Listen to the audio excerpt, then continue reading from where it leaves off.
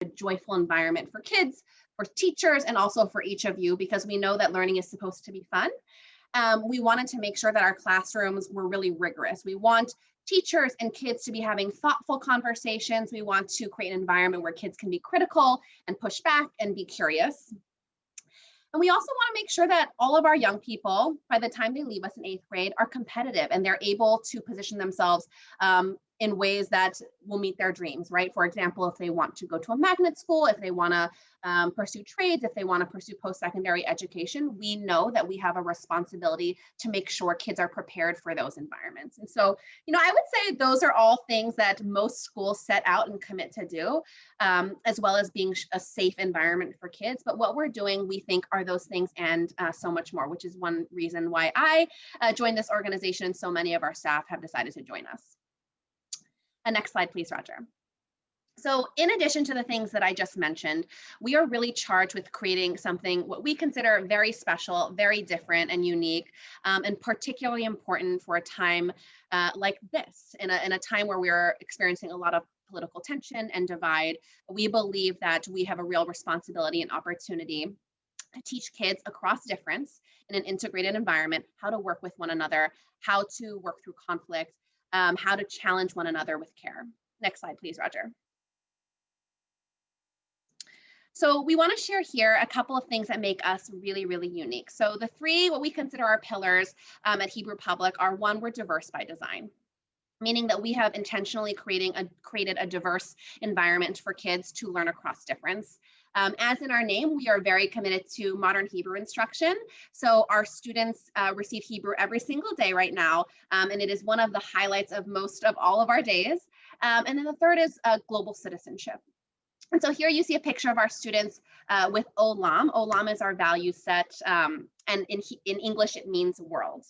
And so Olam stands for outstanding problem solvers, lifelong learners, aware communicators, and making a difference. And we lean on our values to drive everything that we do, from the decisions we make as adults, and also in the ways that we celebrate and highlight and encourage our students. Next slide, Roger. And so now that you've heard a little bit about our mission and vision, wanted to introduce a couple of members of our leadership team. So I am Elissa Yun. I have the privilege of serving as Philadelphia Hebrew Public's head of school. And to my left on the image you see on your screen is Miss Emily Hurst. She is not with us this evening, but she is our fearless founding executive director. And Emily has been with the organization since before Philadelphia Hebrew Public was in existence. And I know that she is also so excited and eager to meet all of you. And then I'm going to introduce Ms. Pullen, who is here with us this evening. She is our Dean of Culture. So I'm going to let her introduce herself and then introduce the other folks here that you see in this image. Thank you, Elissa. Good evening, everyone. Again, my name is Nakai Pullen, and I'm the Dean of Culture here at PHP. I have been in education for the past 10 years in various roles, with most of my experience having been in the classroom as a teacher. As Dean of Culture, I am responsible for all things student culture, student life. So my focus is on making sure that students come to school every day. And when they are in school, they're coming into an environment that is fun, that is joyful, that allows them to express themselves and to be whoever and however they choose to be. On the screen in the middle, we also have Dr. Williams, who is our Dean of Academics. Unfortunately, she was unable to be here with us this evening. But as our Dean, Dr. Williams brings with her more than 10 years of school leadership experience to PHP. And she works very closely with our teachers to drive instructional excellence for our students.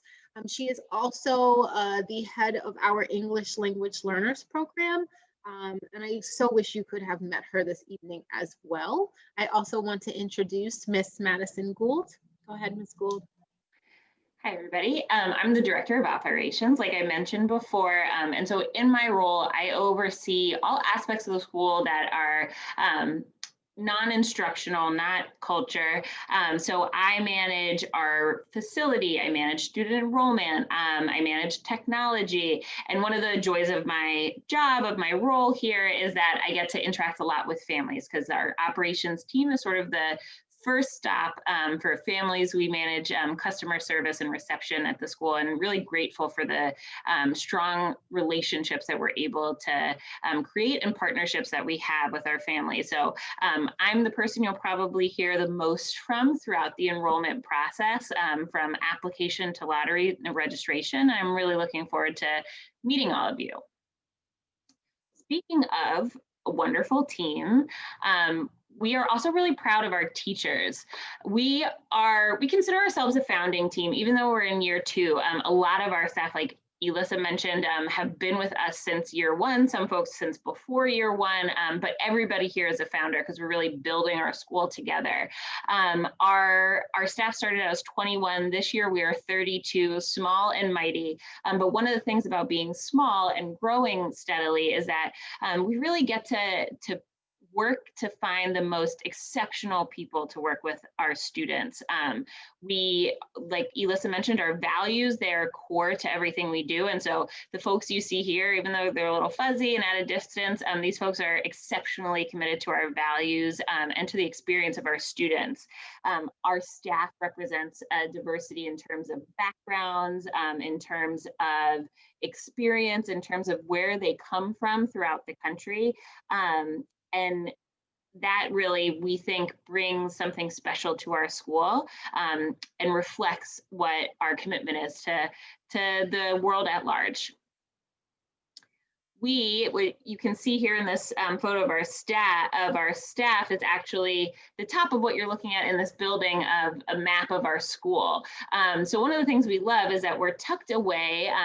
Roger, if you can show the map, we're tucked away right here off Henry Avenue at the Falls Center. So we are in a larger complex of businesses, including some physicians' offices, some larger healthcare systems, and we have the benefit of being in a place that's accessible by both car and public transportation with our school buses, but also a little bit hidden from the busier thoroughfares. So we're tucked back at the bottom of this complex. We have ample parking. So if you switch to the next slide, we love having visitors. And one of the things that we benefit from is there's always enough space for everybody to come and see us. And then when you do come to see us, we have our entrance, which warm and welcoming, but also one of the things we're proud of is that we feel like our entire school, as well as our main entrance, is very safe. We're secluded. We have the benefit of having the opportunity to check and see all of our visitors before they enter the building, to greet them personally. And that's something that we find really important about our school. Inside of our school has really been a mission of love.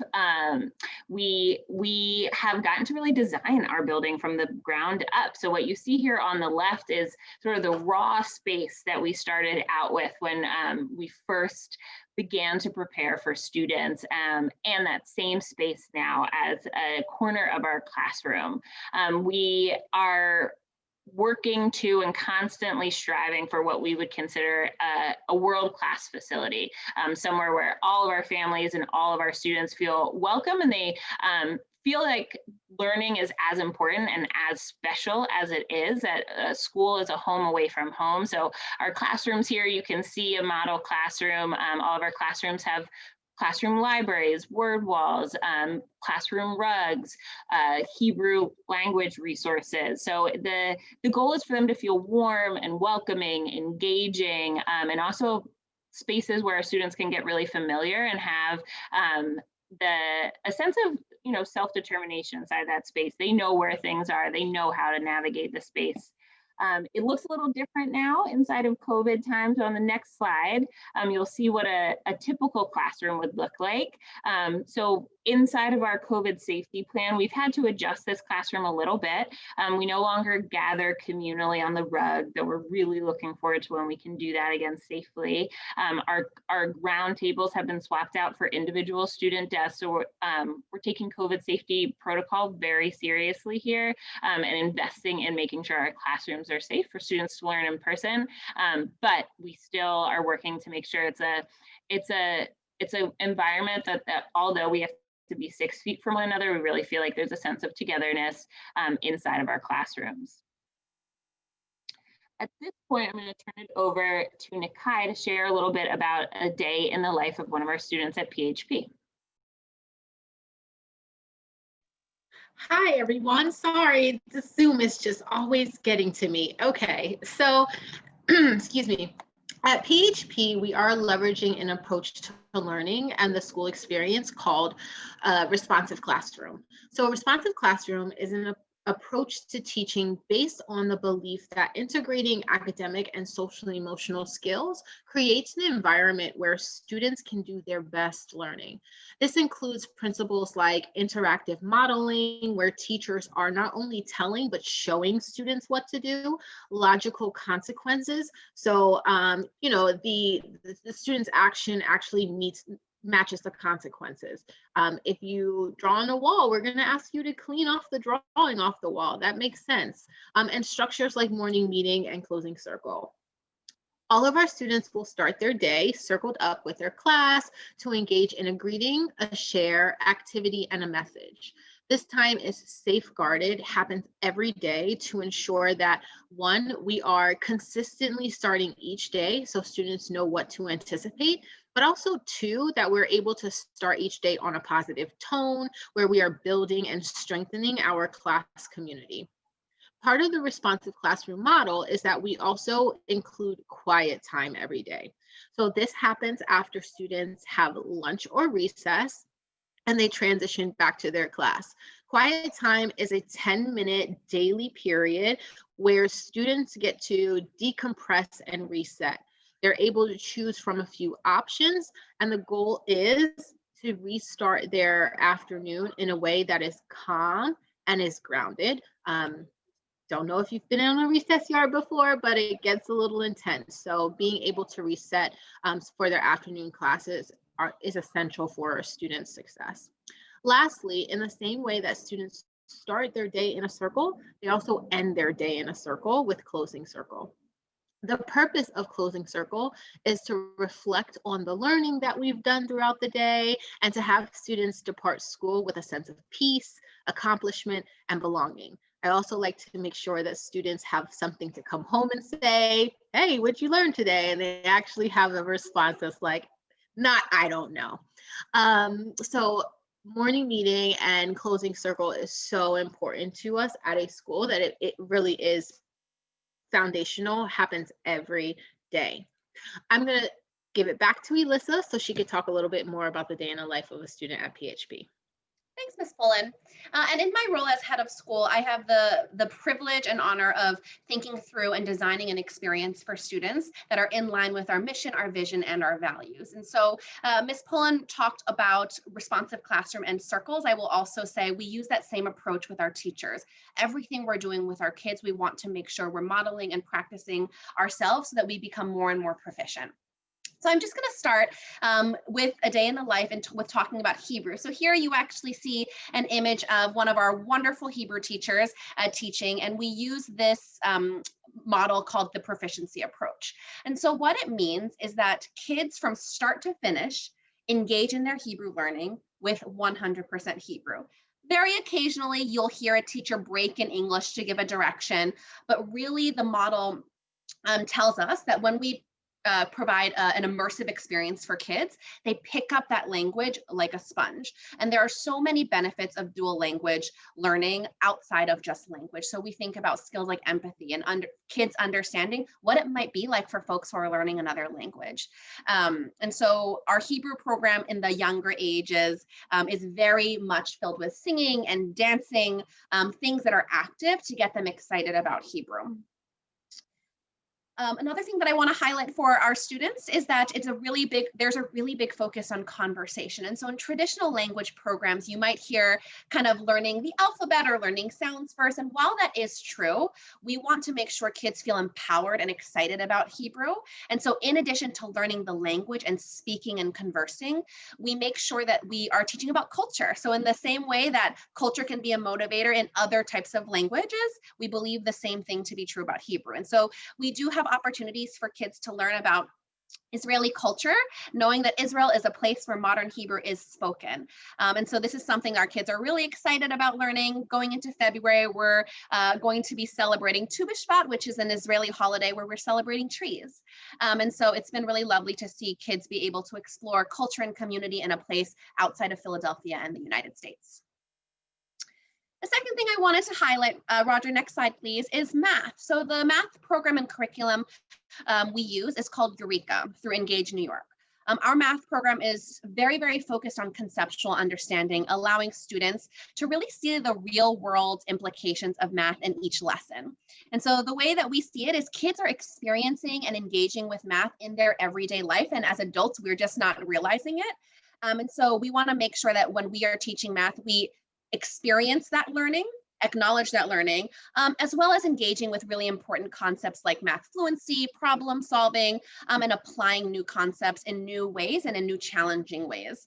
We're also providing a supplemental math block that specifically focuses on math stories. So hearing stories that involve math to help kids understand where math lives and breathes in their real life. Next slide, please, Roger.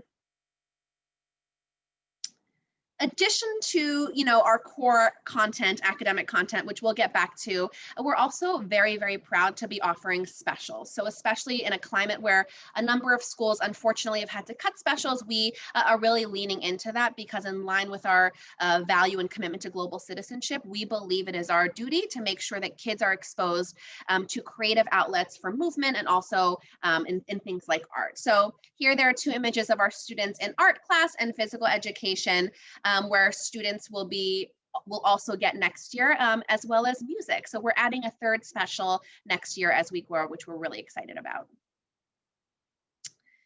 We also can't forget about things like lunch. At school, our students refer to the lunchroom as Cafe Olam. We think about lunch as an opportunity not just to eat and socialize, but also as a way for us to practice skills. So we think about our lunchroom and our lunch staff and the folks who serve us as staff who work in a restaurant. And we work on making sure we're caring for that space as well as we would if we were going to a cafe or a restaurant. And it is just a highlight to see kids be kids and be able to engage with one another outside of class. We feel similarly about recess, and Ms. Pullen talked a little bit about that. We're really, really fortunate to have a little outdoor space for our kids to go outside, get fresh air. And as we grow, we have really exciting plans for that space and are eager to engage with families to think about how that space can be a community space where a lot of our vision and shared hopes and dreams come to life. Something else we wanted to highlight is science. So the science program that we use really focuses on fostering curiosity. And so you've heard me talk a lot about that as an important piece and element of the student experience at PHP. So as we engage with science, especially in the younger grades, we want to make sure that kids have lots of opportunities to speak and make predictions, engage in demonstration, and just perform experiments so that they actually are experiencing science, hoping to build some joy around that. So as they get older, when they have things like biology and chemistry, they really have the lens and the curiosity and the language to engage with science in the way that they need to.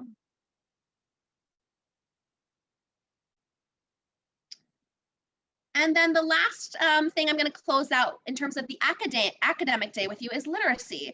So reading is super, super important. Madison previewed with you a corner of our classroom which was a library. And especially in kindergarten, first, and next year, second grade, there's a real opportunity for us to instill a joy and love of books and reading. We know that kids get to a level where there's a shift from teaching kids to read to reading to learn. And that is the real magic of lower elementary school. And so every single day, kids in the building will receive 120 minutes of English language arts, which is an extended block. where we separate that with workshop classes. So reading workshop, where kids are exposed to really rigorous texts, where the teacher is reading aloud, modeling a skill, to guide reading. You'll see a picture here of one of our founding teachers, Ms. Jordan, with a small group where kids have the opportunity to receive targeted instruction. You'll see another picture on the right-hand side to book clubs. So for kids who are perhaps reading a little bit above grade level, there's an opportunity for them to engage in text in a really fun way, as well as Fundations, which is our phonics program, where kids are getting targeted instruction in letter names and sounds and blends and digraphs, all of those really important reading skills that kids need to master in order to get to that place where they're reading to learn. And then in addition to our academic day in the life, one of our very, very favorite times of the week is called Olam time. And so once a week, there is an opportunity for both kids and teachers to experience what we would call an elective or choice. So teachers submit proposals about things that they are passionate about, because we also know it's important for teachers to bring their passions to school. And then kids have an opportunity to choose something that interests them. So an example here, one of our teachers had a mindfulness club once a week during Olam time. We had a STEM club where there was a really fun experiment kids got to do hands-on each week. We had bullet journaling, we had dolls from around the world, music from around the world. We even had a school of fashion. And so it's a time for all members of our community to really engage in choice, to celebrate learning in line with our values. And I'm going to hand it back to Ms. Pullen, who's going to share a little bit more about student culture at PHP. Thank you, Ms. Yun. So it is important that our students at PHP feel a sense of belonging and experience joy throughout the day. We want our students to feel a sense of school pride and community, just like they do in their individual classes. To make sure that that happens, we have a lot of school activities that are meant to bring our students together as one big school community. Community gatherings are one way we bring all of our school together. They happen bi-weekly, where we come together as a school, we sing our school cheer, we laugh at the joke of the day, and we learn a lesson tied to our Olam values. Beyond that, we have spirit days, field days when we're able to be in person and safe, Olam awards for students displaying our Olam values, and end of the year celebrations.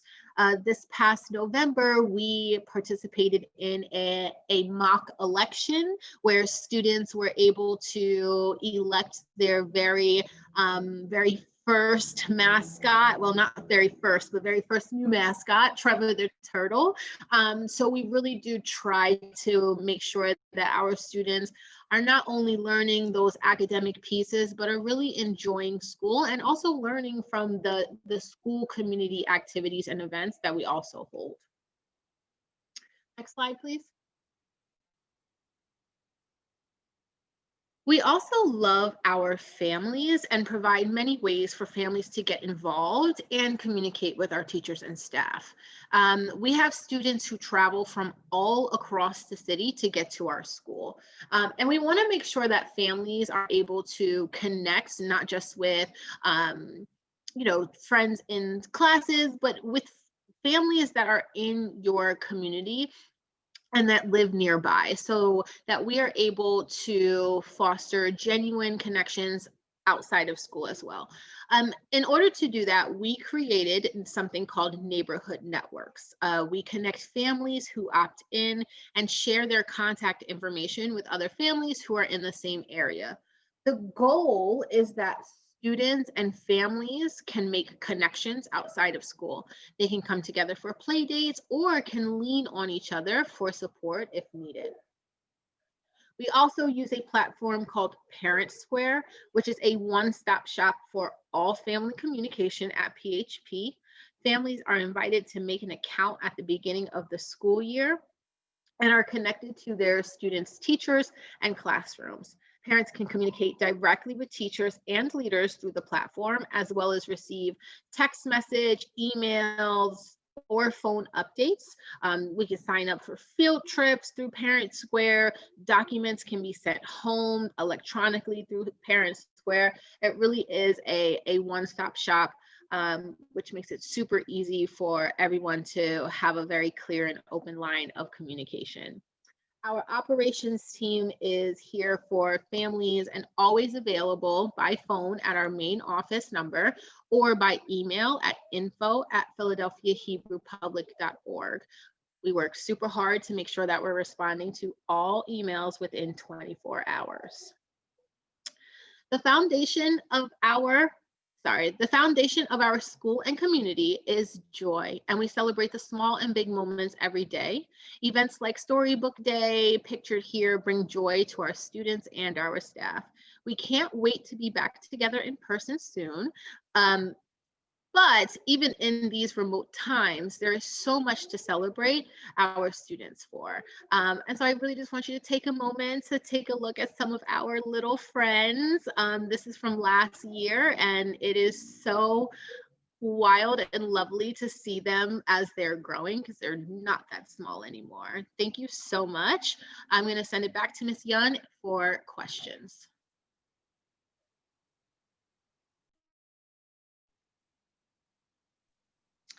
Thank you, Ms. Pullen. So I see we have a question in the chat. If any of you have any additional questions, feel free to use the chat. And before we get to those questions, we wanted to share answers to a number of questions we've already received in past open houses. So folks often ask us, what is our school day? So our school day runs from 8 a.m. to 3:30. And then we do have an after-school partnership with the Boys and Girls Club that is able to support with aftercare for families who either are not eligible for busing or who need aftercare services. So will transportation be available? The answer is yes, beginning in first grade. In line with the School District of Philadelphia, we are able to offer a yellow bus service as long as you live 1.5 miles away from school.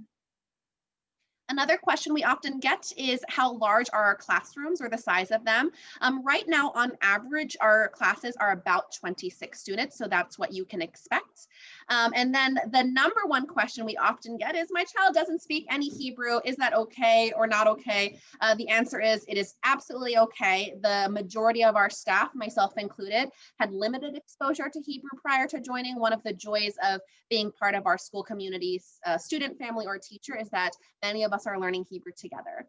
We do have a number of students and families who speak Hebrew, or Hebrew is a heritage language. There are opportunities for us to really differentiate from novice folks who are new to the language to folks who are more proficient. All of our Hebrew teachers are heritage Hebrew speakers, meaning it is their first language. And actually all of our Hebrew teachers are multilingual, speaking a few languages, which is really powerful for us. We have a couple questions in the chat. And again, if you have any questions, please don't hesitate to put them in the chat. We'll answer them. The first two I'll actually take. So one of our questions is, how does Philadelphia Hebrew Public align with the school district of Philadelphia in terms of schedules, closures, and COVID-19 policies? Really wonderful question. So one of the things that we know and think is really important is that our families might have students that are in school district Philadelphia schools and at Philadelphia Hebrew Public. And we consider ourselves a family school. We consider families our partners. So we do our best to make sure that families are able to manage potentially two different school and schedules or two different environments as easily as possible. Our academic calendar is available on the website, but we do observe the same holidays as the school district of Philadelphia, and our calendars are very similar, with the exception of potentially just some school like academic nuances where we might have a professional development day, for example, that the school district doesn't, or vice versa. But all holidays and are observed at the same time. In terms of closures, we do follow the school district of Philadelphia in terms of inclement weather closures. So if it was a snow day, for example, there might be times where those decisions vary. So for example, we're really lucky to have phenomenal air conditioning and filtered air in our building. There are times where the school district has to close for a heat advisory, but we are able to have our students in school because our classrooms are cool and comfortable. So our our goal is always to have students in school as often as possible, but when school must close for inclement weather, we follow the school district. And then COVID-19 policies. All of our policies are in alignment with CDC guidance as well as state requirements, as are the school districts of Philadelphia's. Ours are posted to our website, so we welcome for you to check those out. They're right on our homepage as well as in our resources for parents. But we have worked really hard to make sure that our COVID-19 policies are comprehensive and meet the highest levels of guidance in terms of scrutiny, in terms of protocol to keep our students and staff safe. So for example, something that we're proud of that we've been able to do over the last year is upgrade our air system to have more clean air, fresh air intake, which is one of the pieces of guidance from the CDC to help keep our schools safe. So you'll see some details specific to Philadelphia Hebrew Public in our plan. We have another question. How large is the student body for the entire school? Which is a great question. So this year we have 265 students, but every year we add a grade. So next year we will have roughly 330 students in our student body. We will continue to expand grade by grade, year by year, until 8th grade. So we will eventually be a kindergarten through 8th grade school. Our current 2nd graders will be our first 8th grade class. So when you enroll for kindergarten, you can be confident that your student will be able to be a Philadelphia Hebrew Public student all the way through middle school, all the way through 8th grade. We have a couple other questions in the box. Yep, and Madison, while you're reading that question, another thing that I can mention is about lunch. We received a question about whether lunch is free, and the answer is that all of our students are eligible for free and reduced breakfast and lunch, and Madison can also speak to that.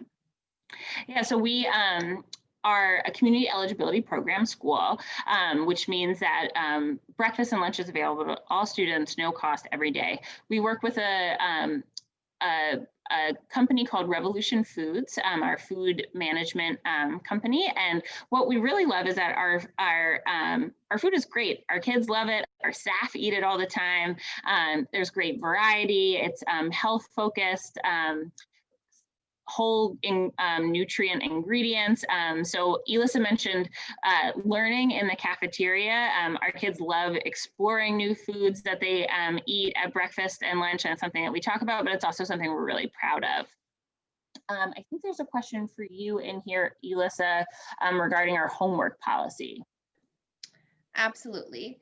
And Madison, there is one question above that one around building. So if you could also address that one. So we have a question around what is our homework policy, especially for the younger grades. So what I will say is we are a school that gives homework, to be really transparent. What we do believe is that homework should not be busy work. And when I say busy work, I mean coloring sheets, tracing things. I think in kindergarten, there is a time and place for that, but any homework that is being given is for 2 reasons. One, Madison and Nakai spoke earlier around how important it is for us to engage families as our partners. We believe that it is so important for us to have strong relationship. Homework is an opportunity for us to share with you all at home what we're doing at school. We want to make sure that it's an open door communication so that you can see what your child is learning. And the second reason, or the second thing that you will find with homework is that all homework is reinforcing skills. So it's not going to be busy work that kids have already mastered. It should reinforce specifically a skill taught in class that day or that week. So for reading, for example, oftentimes homework is reading logs. We want kids to read. We know the more they read at the correct level, the stronger readers they become. And for math, it might be in 2nd grade, approaching a problem in a certain kind of way. They will get that same practice at home. Another question we have regarding the school day, and I apologize, I should have mentioned this earlier, and this is a great question, is around Wednesdays. There are a number of schools in Philadelphia that have professional development days. We similarly have a professional development day, a half day each week. So every day goes from 8 to 3:30 with the exception of Wednesdays. On Wednesdays, we do have a 1 p.m. dismissal. And that really allows our teachers to spend time thoughtfully engaging with one another to prep their lessons, to receive coaching and training and development from myself or a member of my instructional team. And so during that day, there is an early dismissal at 1 p.m. Again, our Boys and Girls Club partner is able to provide childcare for families, even if it's only childcare for that 1 day a week. Madison looks like she dropped off. In the world of Zoom, we often have connectivity issues. So I am going to answer a question we did have around building code. So a member of the webinar this evening is familiar with the building as we are co-located. So there's many businesses, doctors, there's another school in our facility, offices, etc. But had a question around, is our building up to code? As they had heard previously, that might not be the case. The answer is we are 100% up to code. We get frequent visits from the health department, and Madison can speak to all other kinds of city folks who make sure that we are up to code, from everything from hygiene to fire safety to food safety. And so I can certainly assure members this evening that we are up to code. Another question we just got is there concurrent planning to be virtual or in person in the fall? Or is there a push from PHP to be one way or another? This is an excellent question. So right now we are planning for an in-person re-entry in the fall, as are most schools. We are also extremely proud of the remote program that we have built thus far.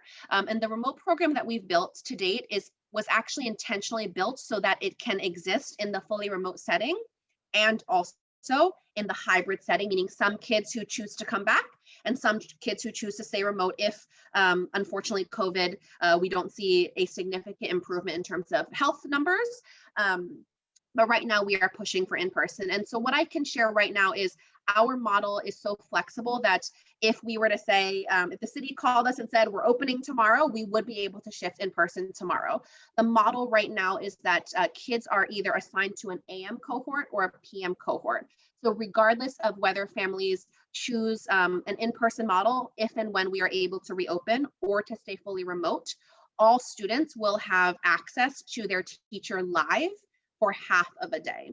And we believe that that is a much stronger model than some models of what we would call asynchronous learning for the majority of the day, where teachers are assigning work and kids are doing that independently. Given the age of our students, we found it to be really important for them to have access to their teacher live. In regard to just Philadelphia Hebrew Public push one way or another in terms of do we go back in person or remote, we are really taking the guidance from the health department. And so health and safety is our #1 concern for our kids, our families, and our staff. And so right now we continue to be really focused on that. Looks like Ms. Gould's internet connection is back. And so I would just, if you could speak, Ms. Gould, there was a question about building code. And so I assured members joining us this evening that that is absolutely true. If you could speak to that, and then also speak to our kind of COVID planning as it relates to health and safety. Great. And thanks everybody for your patience. So I'm reflecting on the question that I saw right before I got knocked off, but our building safety, both in terms of like student and staff safety, as well as the safety of the infrastructure of our building, is always our top priority. So our building is frequently inspected by license and inspections through the city, and we work both responsively to address any issues in our building with our maintenance team, but also proactively through preventative maintenance to make sure that our facility and all of our infrastructure systems are well maintained, are safe, and as much as we can invest to make sure that we have state-of-the-art systems to keep our school operating smoothly. I believe there was a question about COVID planning. Elissa, could you share that question for me? Yeah, so there was a question around, does PHP have a a priority, or are we leaning one way towards reopening or not? So I shared a little bit about our flexible model with AM and PM. And so regardless, there is a model that exists right now that we are ready to implement in the case that we are closed. And then shared in terms of decision making around reopening, we are really following guidance from the health department. Yep, I would echo that. It's actually something that I've been really proud of, and I think that something our families have appreciated is that we're very clear and frequent and transparent in our communication. So we have really grounded our opening and decisions this year in the data. We look at it frequently, and we are aligned to the recommendations from the Pennsylvania Department of Education in terms of adjusting based on community spread. So we are eager to be back in person, and we're also committed to making sure that that is done as safely as possible. But our families receive updates weekly in our family newsletter, letting them know, and we engage families frequently in the conversation. So we have a town hall coming up next week to connect with our families about our plans for the next report period. And that's one of the things that having such open lines of communication and strong relationships with our families really helps us foster, is that they're partners in that process. Mm-hmm. We have a question here regarding kindergarten class size. So student to teacher ratio, if you could speak to that, Elissa. Yeah, so as we shared earlier, there are approximately 26 students per class. And based on our model right now, there's one homeroom teacher assigned to each homeroom. So that continues to be true for kindergarten. We also know that our youngest learners often need the most support. And so we do have folks who are what we call and refer to as associate teachers. So they are not full-time co-teachers, but our associate teachers spend approximately 50% of their day with one homeroom. And so while it's not 2 teachers to a classroom, there are many opportunities, at least 50% of the day, where a second teacher pushes into kindergarten classrooms and first grade classrooms actually to support in small group learning. So you saw a lot of images of kids in smaller groups because we know how important and powerful it can be for kids to get targeted small group instruction. That's actually also true with Hebrew. So in Hebrew, all of our classes are taught by 2 teachers, and they often push into classes where there might be a third teacher in that space. And so whenever there is an opportunity, we do try to leverage as many bodies in the classroom as possible to reinforce learning and also culture. We, not a question, but going back to the facilities notes, parent pointed out, and some of you might be familiar with the Fall Center complex. There's other buildings in the complex. You might have had students that attended some of the other educational facilities in the complex. So if you recall back to the one of the first few slides in the presentation, sort of the image of our raw space. When we talk about how we are designing a state-of-the-art facilities, when we became the occupants, or when we started designing out our facility, we really went down to the studs and made sure that all of our systems are state-of-the-art. So in terms of our heating and cooling, in terms of making sure that all of the current code is what our school meets all of the current code needs, are something I think a lot of families are excited about, is almost all of our kindergarten, first grade classrooms have restrooms inside of the classroom. All of our kindergarten classrooms do. And so we know that that is something that's really important for our little ones as they are learning how to be at school. And we've upgraded all of the restrooms inside of our building. So it's been a joy designing the facility and building it out for our students, but it has been significantly upgraded over time. I know that we are getting closer to our time. So if there are other questions, we'd love to answer them. You can plug them in the chat. But I do want to echo the sentiments. We're really excited to have had the opportunity to speak with so many of you tonight. We know that it's after potentially a long day, an exciting day. Hopefully you got to tune into a bit of the inauguration. It's a long winter, but we are really looking forward to the coming school year. That planning for us starts right now, and we are already counting down the days until our new kindergartners and our new families arrive. And so our hope is that we will be seeing some of your faces and getting to know you over the next several weeks. So the next steps coming out of tonight's meeting, the deadline to apply to be entered into the lottery is Monday. So if you haven't already applied and you want to be entered into the lottery, please make sure you get your applications in by the end of the day on the 25th. You can apply after the 25th. So if you are still making decisions or determining your plans for next year, if you're spreading the word and you want to tell folks about us, we'll accept applications all year, but the deadline to enter the lottery is the 25th. Our lottery will occur on the 10th of February, and we'll share out the information on how you can tune in, and then all families will get the results on February 12th, and that's when the registration process will begin. And for families who register with us, we spend a lot of time getting to know you over the summer. We do in individual meetings, used to be in-person home visit meetings, but in the times of COVID, we're trying to be as safe as possible, but you'll have a lot of time to get to know all of us and your teachers. There's one last, I think, instructional question in the chat, Elissa, if you want to speak to that. Yeah, so there's a question around students who perhaps are performing at or above grade level or performing above average. What supports do we have to offer them? So the joy in our model, I've spoken a lot about opportunities for small group, are that regardless of where kids are at, whether they're below, at, or above grade level, we consider ourselves very just like a regular public school. The difference is that we have kids coming to us from all across the city. We have a responsibility to serve all kids. And so with our model and the experience we've built for kids with opportunities for small group, there are opportunities for kids to receive instruction at all of those levels. And there was an image earlier, for example, of kids who are reading above grade level. Perhaps the targeted phonics instruction is something they need, but not as much as some of their peers, and they would be given the opportunity for a book club or something like that, where they're still getting instruction and that we're cultivating an environment where they're still learning and also experiencing the joy of learning. Madison, there's another question that just came in about the lottery. So would love to squeeze that one in before we close out this evening.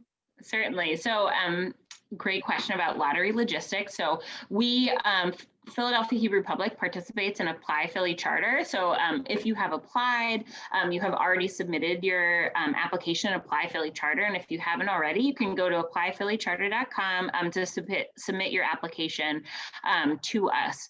It is then a public lottery. So we are what some folks would say a citywide charter school. Students can apply from across Philadelphia to our school, and our lottery randomizes students. We do have a preference for siblings of current students. So there's some very small preferences built in, but otherwise students are assigned a random lottery number and then assigned a seat based on that number. So it's all done inside the Apply Philly Charter system, and every lottery for every charter school in the city of Philadelphia that participates in Apply Philly Charter will be run on February 10th through the same platform in the same way. If there's any other questions, we're happy to answer them. They've all been so great, so detailed. We love them. After this, you'll hear from us. You'll get a thank you email from us, and we'll be sure to share out the recording of this as well. If you have to reflect back on anything, but you can always reach out to us, like Nikai mentioned, by phone or by email at info@philadelphiahebrewpublic.org. And once again, we're just really looking forward to getting to know you over the next several months. And we hope that you have a wonderful rest of your evening. And we look forward to connecting again soon. Take care, everybody.